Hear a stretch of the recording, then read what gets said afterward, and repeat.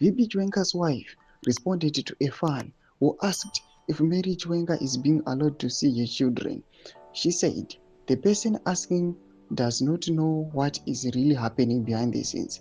She explained that the family is handling the matter privately and is focused on protecting the children's mental and emotional well-being. Salabina mashoko buda itoko panapa na mini baloi ndot subscribe or like on the bell icon.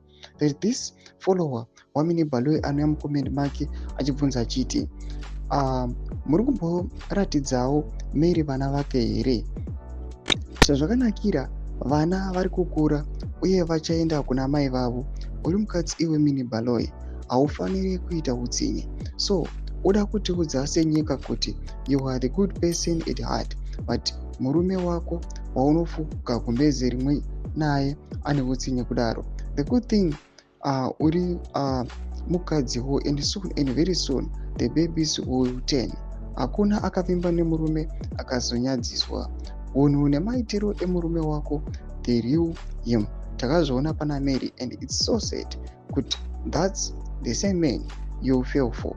Vakadzi tine problem. Unoona munhu anonzi Mondi, but unoona mumwe mukadzi achitomhanyira kunororwa naye, motanga kupricha women what imika. Ndo mashoko anotaurwa nethis user anyatsoratidza kuti munhu uyu aiwa haana kurayirwa nemashoko anouya achitiudza aiwa mukadzi wavice president. Toona mini baloi anouya achimupindura in a calm way, anopinda achitaura anyora achiti anomutega oti, with all due respect, musataure kwamusina kuswera.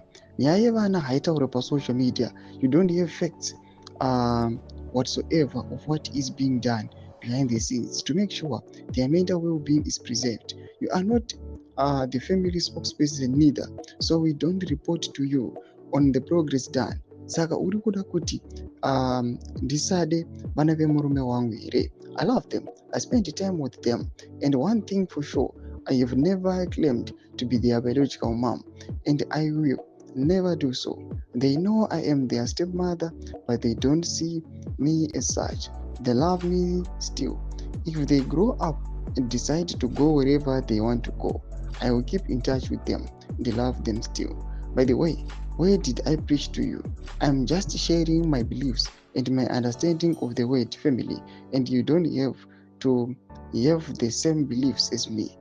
And did I ever claim to be a good person in any of my posts? Nope. But ndinovavarira kuita a good person in this lifetime. Ibasa, but I will keep trying. Tomashoko anoitoko panapa awana mini baloi achimuonesa.